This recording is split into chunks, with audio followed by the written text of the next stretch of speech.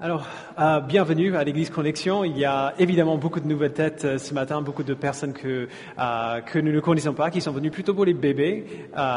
Alors, c'est pas pour moi que vous êtes venus, et on est très heureux que vous soyez venus ici pour les bébés. En fait, tout ce qu'on va faire à partir de maintenant va nous amener vers ce moment où nous présentons ces petits bébés au Seigneur.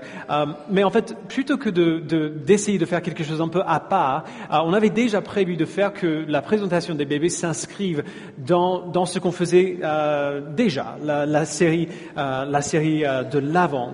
Pendant le mois de décembre, alors que nous nous approchons de la fête familiale de Noël, on fait une pause dans notre série de Luc pour voir ce que signifie être la famille de Dieu. La semaine dernière, on a vu ce que c'est que d'appartenir à la famille de Dieu, et je vous ai annoncé la semaine dernière que aujourd'hui on verrait ce que c'est que de vivre comme la famille de Dieu. Mais finalement, comme on avait prévu de faire la présentation des bébés le 17, il y avait quelques familles, quelques personnes qui n'étaient pas disponibles, et ils demandaient si jamais on pourrait le mettre plutôt sur le 10. Et donc du coup, on a changé l'ordre de la série, il n'y a aucun souci, on va voir ce que c'est que de vivre comme la famille de Dieu la semaine prochaine.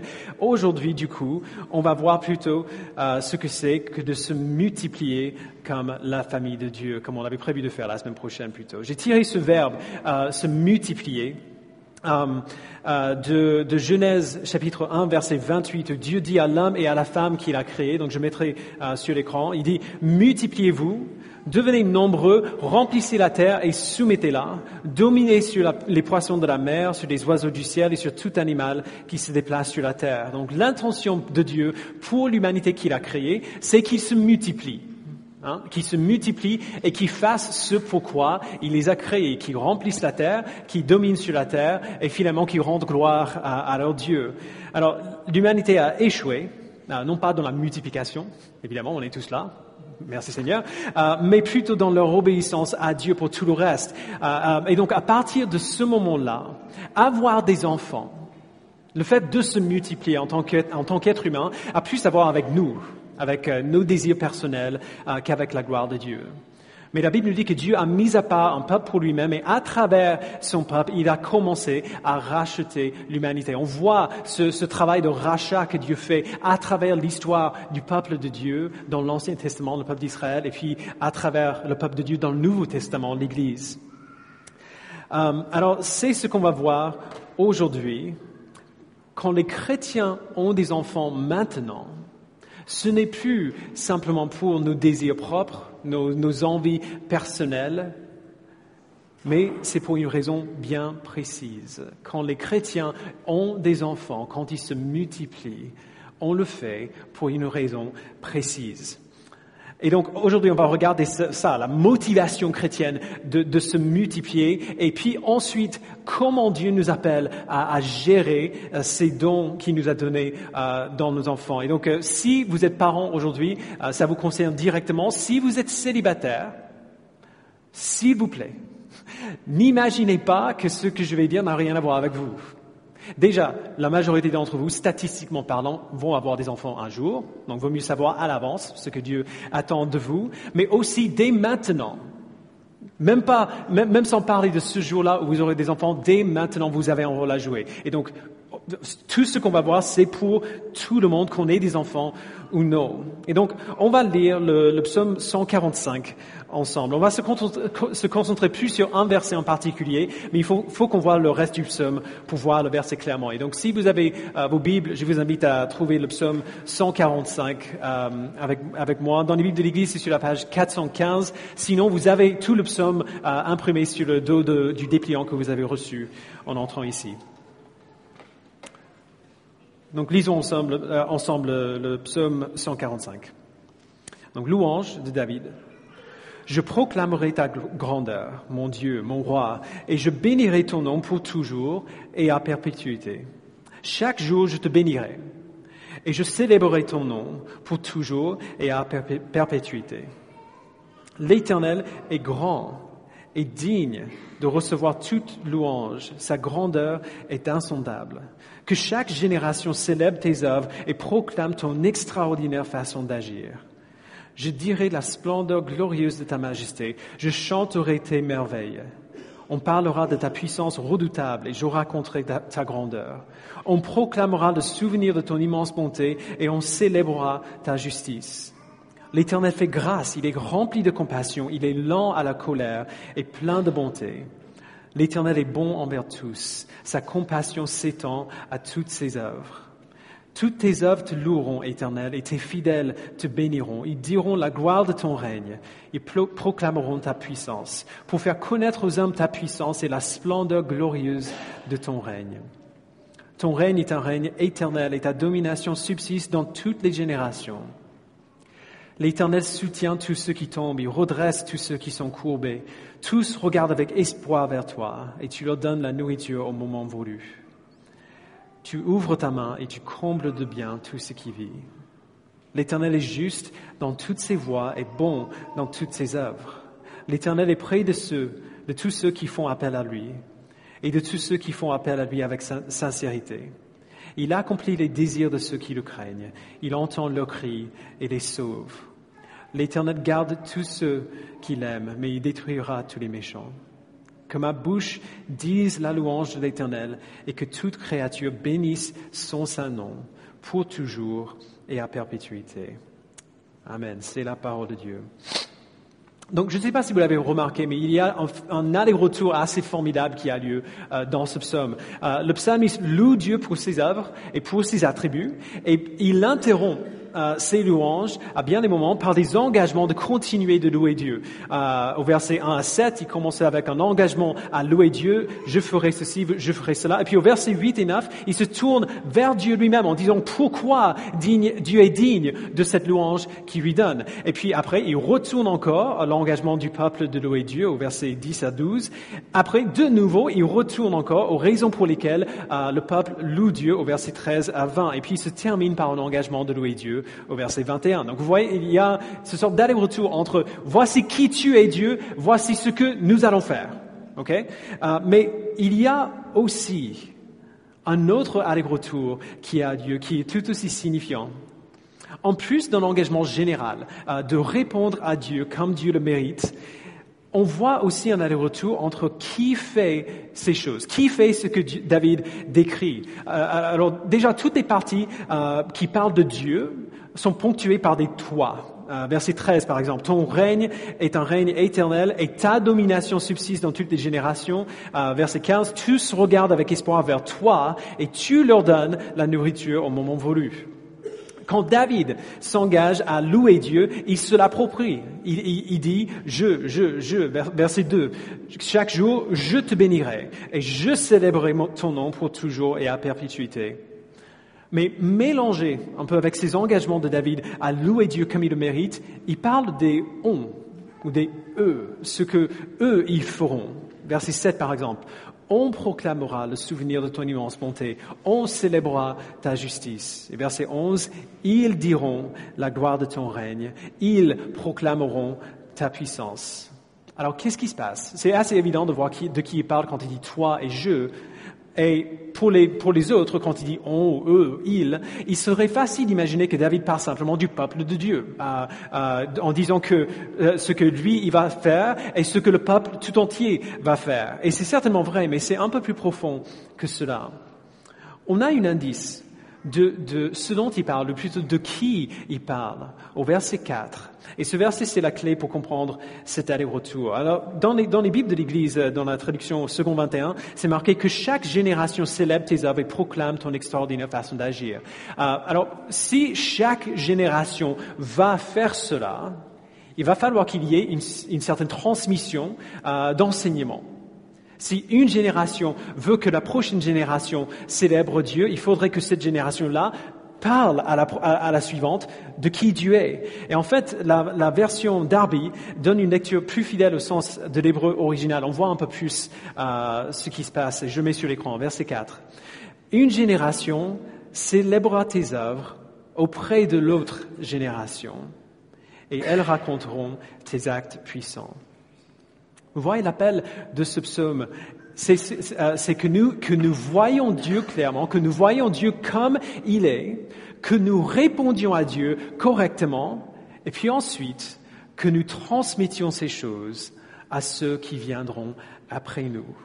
On voit une image merveilleuse de cela dans le livre de Josué au chapitre 4. Josué vient de diriger le peuple hors du désert à la terre promise. Dieu sépare les eaux du Jourdain et le peuple traverse la rivière en sécurité. Et après, Josué ordonne que des pierres soient posées au milieu du Jourdain comme un mémorial à ce que Dieu a fait. Et il dit au peuple la raison pour laquelle ces pierres sont posées là. Ce n'est pas pour eux, il dit, c'est pour vos enfants.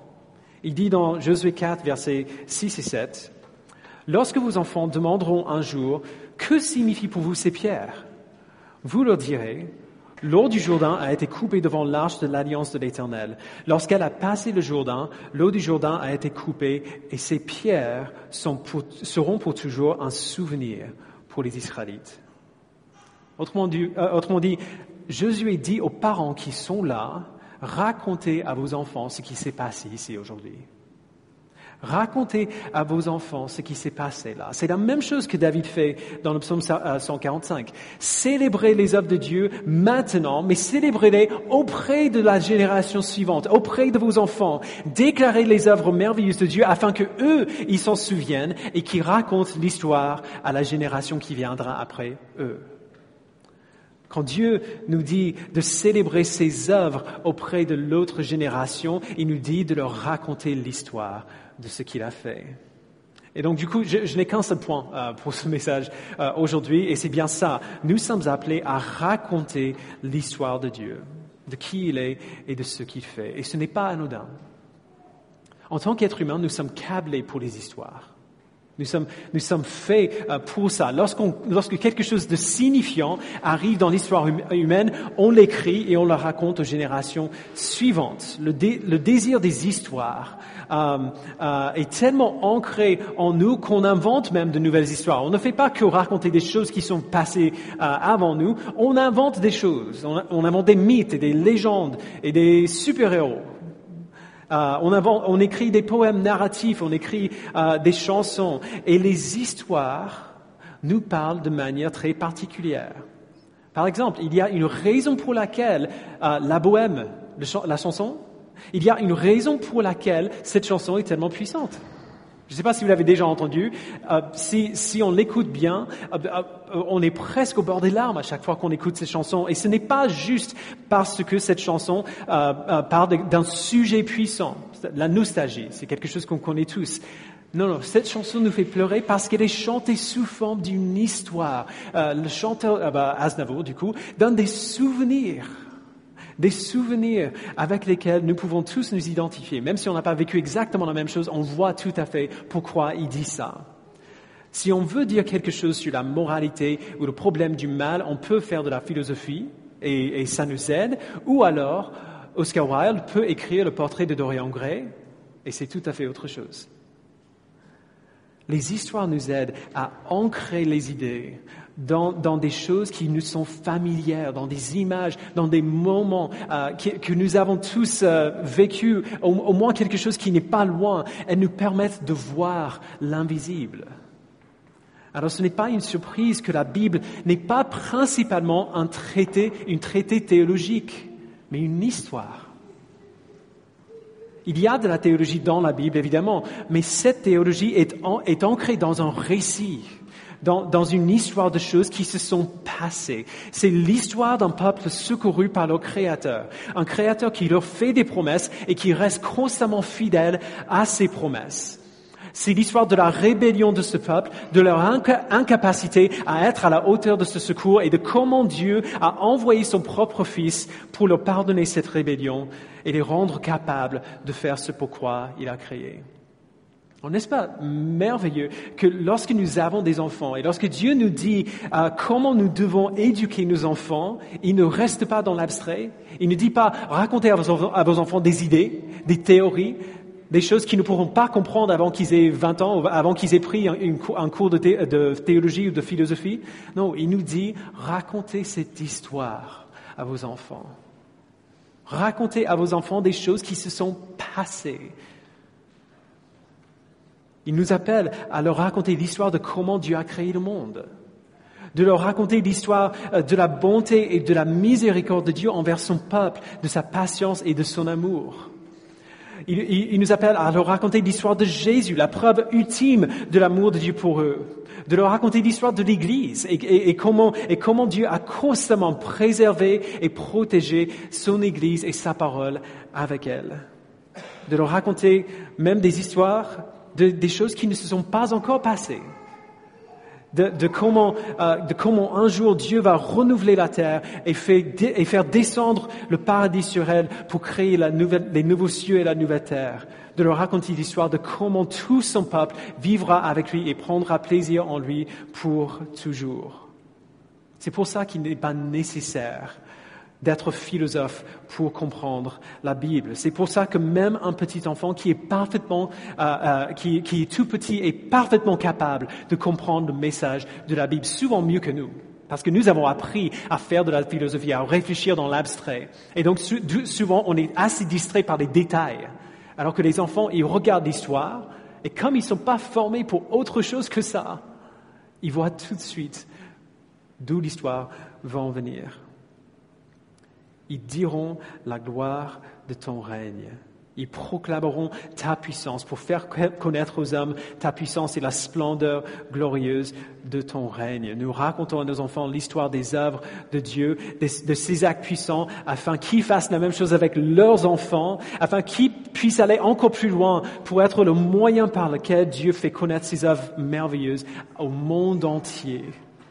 Une génération célébrera tes œuvres auprès de l'autre génération et elles raconteront tes actes puissants. Nous sommes la famille de Dieu. Tout le monde ici qui à la foi en Jésus fait partie de cette famille. Mais cette famille de Dieu, même cette famille locale, est remplie de familles, au pluriel, des pères et des mères et des fils et des filles qui se multiplient, qui ont des enfants qui sont appelés à raconter à la génération suivante les œuvres de Dieu afin que eux ils puissent faire connaître au monde entier qui Dieu est. Afin que toutes les familles locales de Dieu, toutes les églises locales dans des villes à travers le monde puissent se multiplier aussi et implanter d'autres églises afin que d'autres personnes puissent entendre l'évangile et connaissent notre Sauveur. Vous voyez jusqu'où ça peut aller. Alors, ça peut sembler assez insurmontable quand on le dit comme ça, quand on voit le but global que Dieu cible ici. Alors, quel rappel merveilleux que le moyen par lequel Dieu nous donne d'accomplir cette mission est on ne peut plus simple. Racontez cette histoire à vos enfants. Alors, la question, c'est comment est-ce qu'on fait ça? Est-ce que c'est juste en envoyant les enfants au culte des enfants le dimanche matin pour que quelqu'un d'autre puisse leur raconter une histoire de la Bible? Est-ce que c'est juste en allant à l'église qu'on fait ça? Non. Chacun d'entre nous a un rôle distinct à jouer dans cette mission que Dieu nous donne, de raconter cette histoire de Jésus-Christ à nos enfants. Et donc, on va prendre simplement les 3 ou 4 différents cas que nous avons dans notre Église. Et on va voir juste un petit peu comment nous pouvons faire ça. D'abord, les pères. Si vous êtes papa ici, le poids sur vos épaules est énorme. Et vous n'êtes peut-être pas au courant, mais c'est bien le cas. Le poids sur vos épaules est grand. Vous avez la responsabilité première d'enseigner à vos enfants la volonté du Seigneur, de faire exactement ce que David dit dans ce psaume. C'est votre responsabilité en premier lieu. Il y a un livre entier qui existe pour nous montrer ça, pour nous modeler cela. Le livre des Proverbes est donné comme un torrent de sagesse transmis de père en fils. L'apôtre Paul dit clairement dans Éphésiens 5 et 6 que le poids de la responsabilité de l'éducation des enfants repose sur le mari, sur le père. C'est nous qui sommes responsables d'établir le climat spirituel de nos maisons. C'est nous qui sommes appelés à être responsables de nous assurer que l'histoire de Dieu et de sa volonté soit communiquée à nos enfants. Les pères, c'est notre responsabilité de faire en sorte que l'air même que nous respirons à la maison soit rempli de la grâce et de la miséricorde et de la bonté de Dieu. Et ce n'est pas tout, c'est pas simplement une question d'établir une atmosphère générale dans la maison. Nous devons aussi le faire de manière à ce que nos enfants ne se renferment pas quand nous essayons de leur raconter ces choses, quand nous essayons de leur enseigner. On voit dans Ephésiens chapitre 6 et verset 4, « Quant à vous, pères, n'irritez pas vos enfants, mais élevez-les en leur donnant une éducation et des avertissements qui viennent du Seigneur. » Alors, je confesse que je fais ça très mal. Personnellement, c'est pas quelque chose qui vient facilement pour moi. Il y a tellement de choses dans le cerveau âgé de 5 ans et demi de mon fils que je comprends absolument pas. Il dit des choses, j'ai aucune idée de pourquoi il les dit. Des choses qui sont très importantes pour lui sont ridiculement peu importantes, vraiment. Je ne comprends pas mon fils. C'est frustrant. Et puisque je suis pas quelqu'un d'extrêmement patient, naturellement, j'ai tendance à être beaucoup trop strict, beaucoup trop rapidement.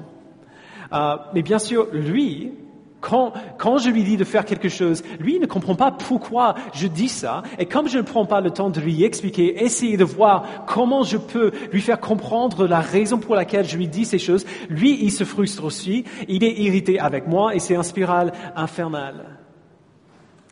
Père, nous devons faire de notre mieux pour comprendre nos enfants et de leur parler d'une manière qui est appropriée à eux. Certains types de disciplines sont plus appropriés que d'autres d'un enfant à l'autre. Tous les enfants sont différents et un type de discipline va mieux convenir à un enfant qu'à un autre. Les pères, c'est notre responsabilité de devenir des experts dans le domaine de nos enfants afin de bien leur enseigner. Nous devons prendre cette responsabilité au sérieux et prendre l'initiative de faire en sorte que notre maison soit une maison dans laquelle ces histoires sont racontées constamment. Des maisons dans lesquelles l'air que nous respirons est rempli de la grâce et de la bonté et de l'histoire de notre Dieu. Mais évidemment, les papas ne font pas cela seuls. Les mamans, vous avez aussi un boulot honnêtement, que je ne voudrais pas. Même si on ne parle que de l'accouchement. Il y a pas mal de femmes enceintes dans l'église aujourd'hui, donc bouchez vos oreilles juste un instant. J'ai été dans cette pièce. Je n'aimerais pas être sur cette table à ce moment-là. Si vous avez déjà eu des enfants, vous savez un peu de quoi je parle. Je ne sais pas si vous avez déjà vu cette vidéo sur YouTube où il y a deux hommes un peu baraqués qui mettent des électrodes sur le ventre pour simuler la douleur des contractions pendant l'accouchement. Leurs femmes sont là dans la pièce avec eux. Elles sont pliées de rire pendant tout le long. Ils tombent en miettes à peu près 40%. De l'intensité d'une vraie contraction d'accouchement. Les mamans, les mères, nous les pères, nous ferions très, très mal votre travail. Et j'aimerais pouvoir vous dire que maintenant que le bébé est sorti, maintenant que cette partie-là est finie, que la partie difficile est vraiment terminée. Mais, hélas, c'est pas le cas non plus. Vous savez ce que je vais dire. Vous avez quand même et encore beaucoup de travail à faire. Et ce n'est pas un travail facile. Nous avons plusieurs images dans la Bible de ce que c'est que d'une femme et d'une mère sainte. Dans Proverbe 31, par exemple, on a la femme de valeur. On a cette femme qui est une bosseuse féroce, qui est très intelligente. Cette femme n'est pas une chiffre molle. Si vous voyez ce que je veux dire. Tous ceux qui pensent que tenir une théologie complémentariste, comme nous faisons ici, veut dire que la femme doit être passive et servile à la maison, n'a jamais lu la Bible. Cette femme connaît sa théologie, elle connaît sa Bible. Elle connaît bien la parole de Dieu. Elle connaît l'histoire de la Bible et elle la fait sortir en discussion avec ses enfants. Je ne peux pas vous dire combien de fois j'ai eu des discussions normales avec Jacques et il dit à un moment ou à un autre, c'est comme ce qui s'est passé avec Élie. Alors, Et moi, je vais, mais d'où est-ce que tu as entendu ça? Alors, évidemment, c'est pas moi qui lui a raconté ça, c'est sa maman. Son esprit est toujours tourné vers la parole de Dieu et cette parole sort tout naturellement dans 1 million de situations différentes avec ses enfants. Mais même si votre mari a la première responsabilité dans ce domaine, n'imaginez jamais que ça veut dire que vous pouvez ne pas le faire. Loane, mon épouse, elle a un emploi. En plus, elle rencontre régulièrement des femmes de l'Église pour leur enseigner à être des disciples, pour les encourager, pour prier avec elles. Elle rencontre régulièrement ses amies non chrétiennes aussi. Et en plus de cela, elle récupère Jack à l'école tous les jours et elle passe 16 heures avec lui avant que je rentre du travail, sans même parler de ces jours où Jack n'a pas l'école et où moi je travaille. Des journées pendant lesquelles elle le garde tout le temps. Je dis tout cela juste pour montrer de simple fait qu'elle voit Jack plus que moi. Et donc, naturellement, un grand nombre de ces discussions vitales que Jack a besoin d'avoir, c'est avec elle qu'il va les avoir. Parce qu'elle me libère pour être capable de faire ce que je fais pour vous. En tant que mari, la responsabilité d'élever Jack pour être un disciple de Christ tombe sur moi. Mais cette responsabilité ne serait pas satisfaite sans elle. En tant que mari, j'ai cette responsabilité, mais un des moyens principaux que Dieu nous a donné à notre famille pour bien élever Jack, c'est ma femme, c'est sa maman. J'ai la responsabilité de le faire, mais je ne peux pas m'en attribuer le mérite. Vous voyez ce que je veux dire? Même la Bible reconnaît ça. Dans Proverbes chapitre 1, verset 8, Salomon dit « Mon fils, écoute l'instruction de ton père et ne rejette pas l'enseignement de ta mère. En effet, ce sera une couronne de grâce pour ta tête et un collier pour ton cou. » Vous voyez, c'est maman et papa ensemble qui font ce travail ensemble, des partenaires égaux dans ce travail de faire de nos enfants des disciples. C'est la tâche que Dieu nous a donnée. Mais même nous, on ne peut pas faire ça seul. Aucune famille dans l'Église n'est une île. Et donc, les autres couples, nous avons besoin de vous aussi. Les autres couples avec enfants, nous avons besoin de vous. Loane et moi, on était des parents assez nerveux au départ quand Jack est né. On a eu Jack après 9 ans de mariage et donc son arrivée était assez bousculant pour nous et on ne gérait pas toujours très bien. Et donc, un des dons les plus précieux que Dieu nous a donnés dans ces premières années était Philippe et Rachel Moore. Philippe était notre pasteur à l'époque et lui et Rachel nous invitaient à venir à leur église sans aucune raison particulière, juste pour passer du temps avec eux. Pour les observer avec leurs enfants, comment ils parlaient à leurs enfants, comment ils se parlaient de l'un à l'autre. Les familles, passer du temps ensemble. Passer du temps ensemble. Ces moments que nous avons passés avec Philippe et Rachel étaient parmi les moments les plus formateurs pour nous en tant que jeunes parents. Si vous êtes parents depuis plus longtemps, sachez qu'il y a de plus en plus de nouveaux parents dans l'Église. Parmi les 8 bébés qui sont nés ou qui naîtront dans les mois à venir dans cette église, tous sauf un sont le premier enfant de leurs parents. Tous sauf un. Il y aura beaucoup de nouveaux parents dans notre église d'ici peu. Il y en a déjà pas mal et ils auront besoin d'aide. Ils auront besoin de quelqu'un d'après lesquels ils peuvent se modeler, quelqu'un qu'ils peuvent observer pour voir comment est-ce qu'on peut faire ça, comment est-ce qu'on peut raconter ces choses à nos enfants. C'est compliqué parfois de savoir simplifier l'histoire de la Bible de façon à ce qu'un enfant puisse comprendre. C'est possible, mais c'est quelque chose qui s'apprend et donc ils auront besoin d'exemples à suivre. Venez à côté d'eux et traversez cette expérience avec eux, afin qu'ils puissent voir comment ça marche. Et vous encourager aussi dans votre manière de faire votre vie avec vos enfants. Dernièrement, les célibataires, ou alors les couples sans enfants encore.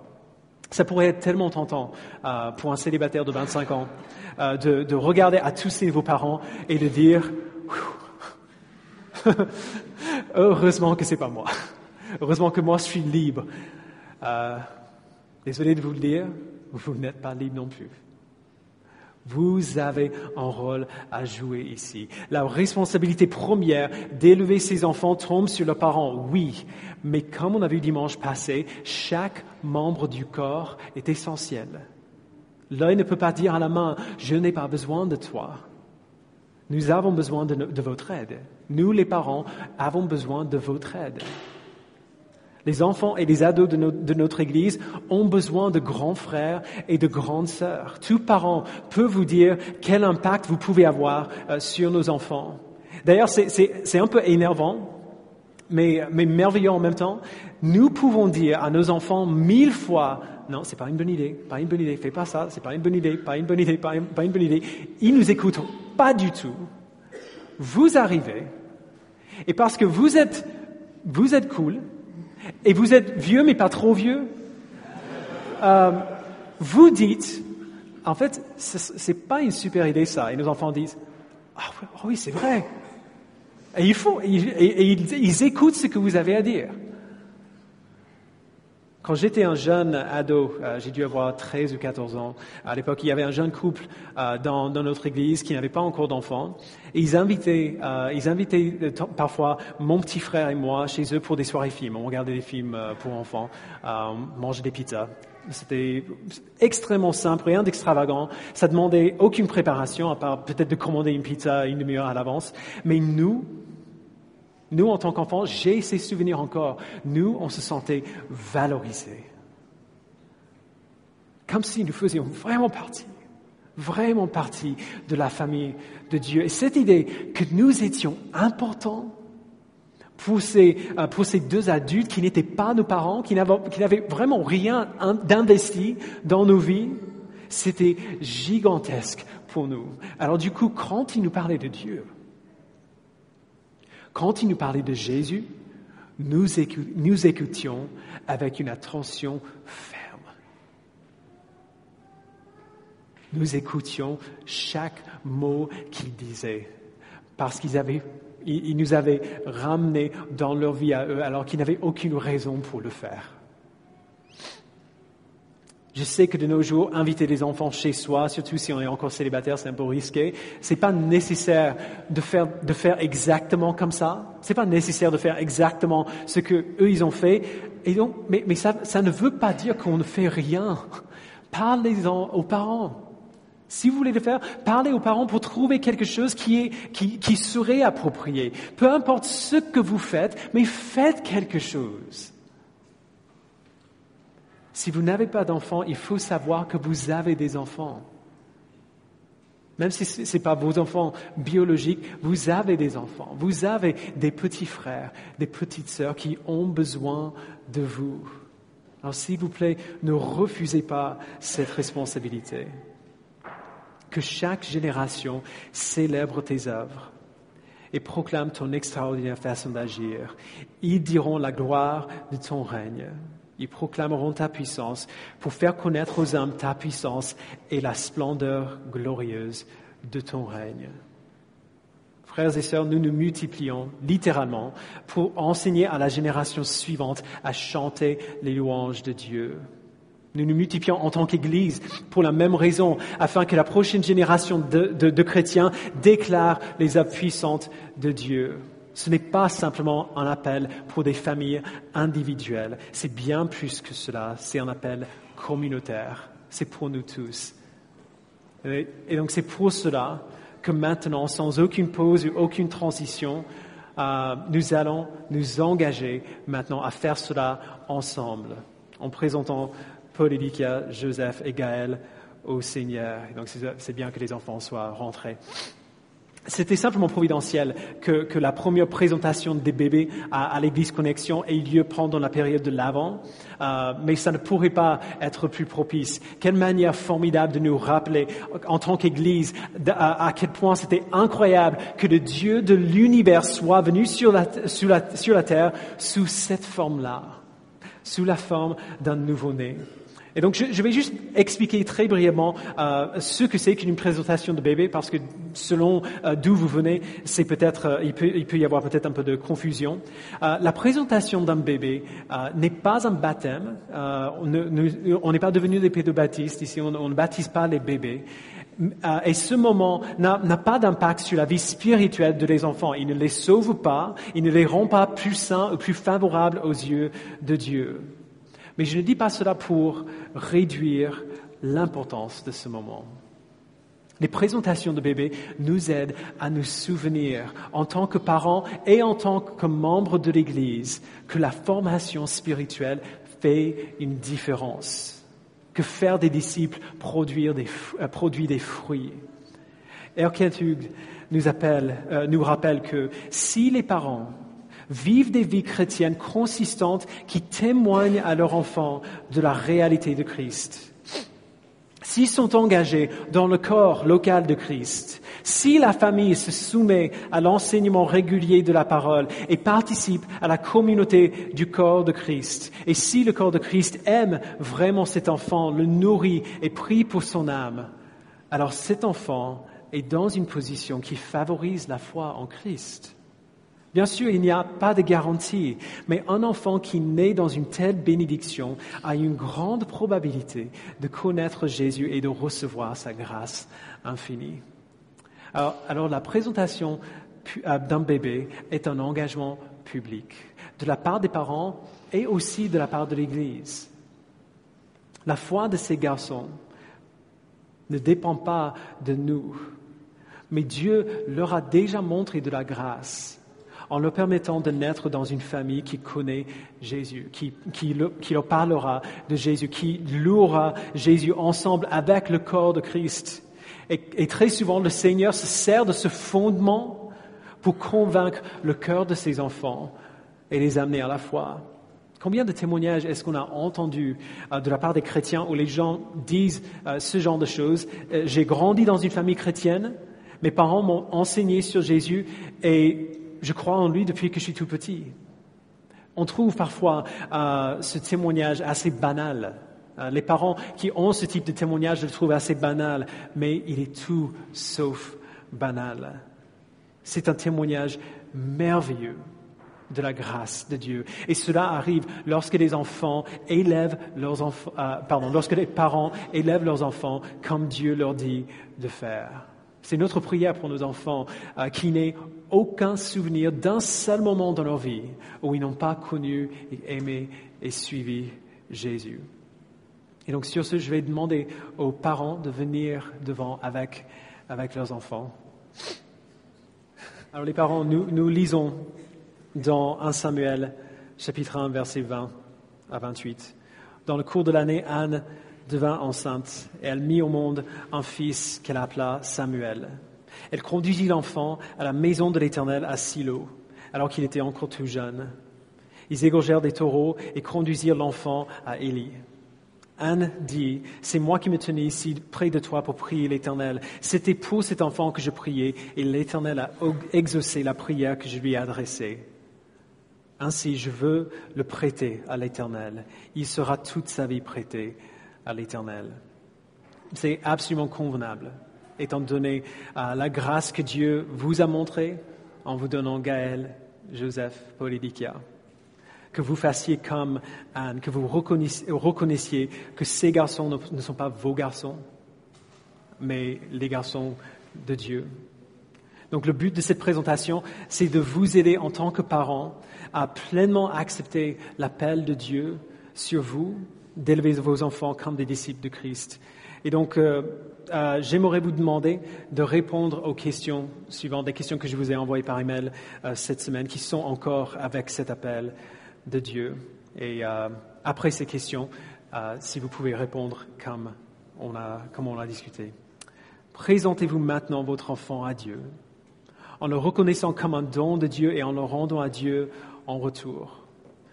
Vous engagez-vous à être des parents qui élèvent votre enfant comme un disciple de Jésus-Christ. Promettez-vous de l'éduquer dans l'évangile de Jésus-Christ, dans la pratique de la prière, dans le don de lire la parole de Dieu et dans le développement d'un caractère saint. Promettez-vous d'essayer par la grâce de Dieu de former la vie familiale de votre enfant, à la fois par votre exemple et par votre louange en famille, par vos paroles et par vos actes, afin qu'au bon moment, votre enfant, Dieu voulant, vienne à une confession ouverte de la foi en Jésus et soit membre de son Église.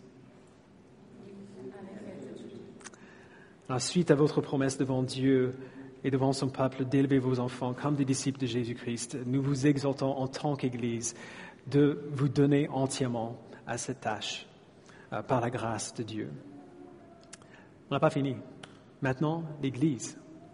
À vous de jouer. J'aimerais vous demander de vous lever avec moi. Je vais vous poser une question que je mettrai sur l'écran et une fois que je vous poserai la question, je vous demanderai également, surtout si vous faites partie de l'Église, de répondre comme il est écrit. Promettez-vous, corps de Christ, de recevoir ces enfants dans l'amour, de prier pour eux, d'aider leurs parents et les instruire dans la foi, de les encourager et de les soutenir dans la communion des croyants. Amen. Je vais vous inviter à prier avec moi. Notre Père, l'auteur de la vie, nos cœurs sont remplis de reconnaissance pour ces enfants que tu as tissés dans les ventres de leur mère. Leurs petits cœurs qui battent, les chemins complexes de leurs veines et de leurs nerfs, ces petites mains merveilleuses, si parfaitement formées. Et tout ça, Père, n'est qu'un soupçon de qui ils sont. L'intelligence immense qu'ils apprennent à maîtriser, l'art avec lequel tu as créé leurs âmes, l'image de toi-même que tu as placée en eux, leur capacité à te recevoir. Père, nous prions aujourd'hui que dans les années à venir, les prières et l'amour de leurs parents, leur famille et cette Église soient utilisés par ton Esprit pour ouvrir leur cœur à toi, afin qu'ils te servent tous les jours de leur vie. Et surtout, merci Père d'avoir envoyé ton Fils sous la forme d'un petit bébé, fragile et dépendant de ses parents, afin de nous montrer jusqu'où tu étais prêt à aller pour nous sauver, pour nous réconcilier à toi. Merci Père, au nom de ton Fils Jésus-Christ, nous le prions. Amen.